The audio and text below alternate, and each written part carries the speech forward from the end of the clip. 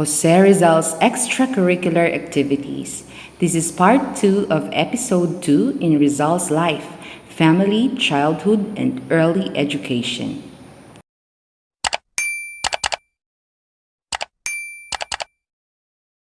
This is a summary of Rizal's early childhood education. When Jose Rizal was 3 years old, he received his first form of education from his mother, Doña Chodora Alonso. He learned basic alphabets and prayers from her. He then learned Spanish and Latin from private tutors. On June 1869, Rizal left Calamba for Binian accompanied by Pasiano. Maestro Justiniano Aquino Cruz was Rizal's teacher in a private school in Binian. Rizal's daily life in Binian were as follows. Heard the 4 o'clock mass, then at 10 o'clock went home at once and went to school at 2 and came out at 5. At the end of his schooling, Maestro Justiniano recommended that Jose should be sent to Manila. The Martyrdom of GOM-BUR-ZA. Night of January 20, 1872. About 200 Filipino soldiers and workmen of the Cavite arsenal under the leadership of La Madrid, Filipino sergeant, rose in violent mutiny because of the abolition of their usual privileges, including exemption from tribute and polo or forced labor by the reactionary Governor Rafael de Izquierdo. The Spanish authorities, in order to liquidate Fathers Mariano Gomez, Jose Burgos, and Jacinto Zamora, leaders of the secular movement to Philippinize the Philippine parishes, and their supporters magnified the failed mutiny into a revolt for Philippine independence. Fathers Mariano Gomez, Jose Burgos, and Jacinto Zamora were executed at sunrise on February 17, 1872 by order of Governor General Izquierdo.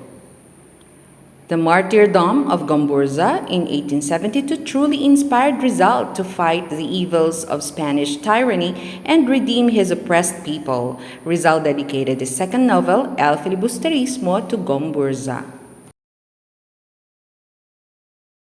The injustice to Rizal's mother. Before June of 1872, tragedy struck the Rizal family. Doña Chodora was suddenly arrested on a malicious charge that she and her brother, Jose Alberto, tried to poison the latter's deceitful wife. She was forced to walk from Calamba to Santa Cruz, capital of Laguna Province, a distance of 50 kilometers. Doña Chodora was incarcerated at the provincial prison where she languished for 2 years and a half. Recounting this incident of his mother's imprisonment, Rizal said in his student memoir, "Our mother was unjustly snatched away from us, and by whom? By some men who had been our friends and whom we treated as honored guests." Rizal, a student of ATENEO. He was the most brilliant Atenean. He was truly the pride of the Jesuits. On March 23, 1877, commencement day, Rizal, who was 16 years old, received the degree of Bachelor of Arts with highest honors.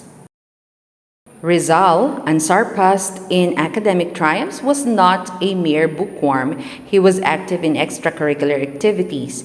An emperor inside the classroom, he was a campus leader outside.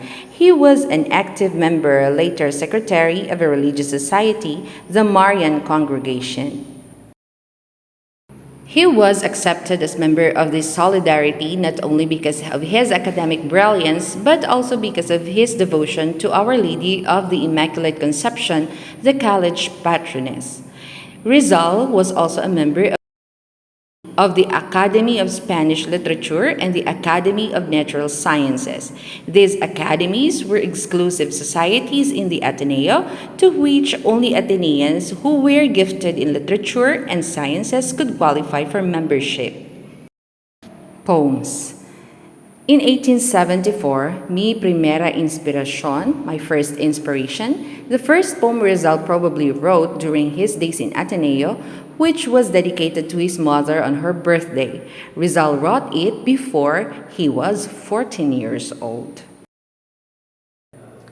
In 1876, Rizal wrote poems on various topics: religion, education, childhood memories, and war. Below are some of his outstanding poems.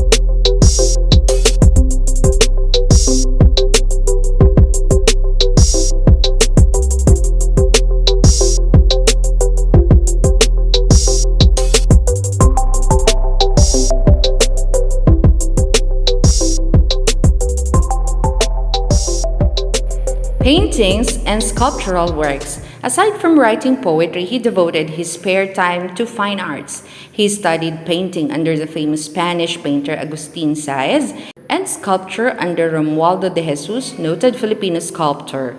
Both art masters honored him with their affection, for he was a talented pupil.